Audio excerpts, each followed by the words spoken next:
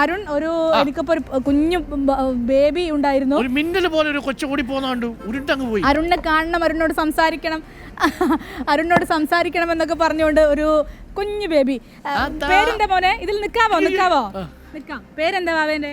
തനിഷ് ചന്ദ്ര. തനിഷ് ചന്ദ്ര. അവരിങ്ങനെ സ്കേറ്റ് ചെയ്യാണല്ലേ? എത്ര കാലമായി തുടങ്ങിയിട്ട്? 2 വർഷം ആയി. അരുൺമാമനെ കാണണമെന്ന് പറഞ്ഞ് നിന്നതാണ് അരുൺ. കാണാറുണ്ടോ? വാർത്ത കാണാറുണ്ടോ? ഉണ്ട്. അരുൺകുമാറിനെ അറിയാം അല്ലേ? അപ്പം എന്താ പറയാനുള്ള അരുൺമാമനോട്? എന്താ പറയാനുള്ളത്? എന്തെങ്കിലുമൊക്കെ പറയാമെന്ന്. അവനെന്തായാലും കുറേ സമയമായി, ഞാൻ ആദ്യത്തെ ലൈവ് തുടങ്ങുന്ന തൊട്ട് അവനിവിടെ വെയിറ്റ് ചെയ്യാണ് കാണണം എന്ന് പറഞ്ഞുകൊണ്ട്. ആരാ കൂടെ ഉള്ളേ? അമ്മയും അച്ഛനുണ്ട്. അമ്മയും അച്ഛനൊക്കെ ഉണ്ടല്ലേ? ഇത് നന്നായി ചെയ്യുന്നുണ്ടല്ലേ? ഇത് പ്രാക്ടീസ് ചെയ്തതാണോ? എവിടുന്ന പ്രാക്ടീസ് ചെയ്തേ? പൂളാടിക്കുന്ന ഒരു സാറുണ്ട്, അവിടെ ദിവസവും പോകുന്നുണ്ട്, അതുകൊണ്ട് പഠിച്ചു. ഇനി വെക്കേഷൻ എന്താ പരിപാടി?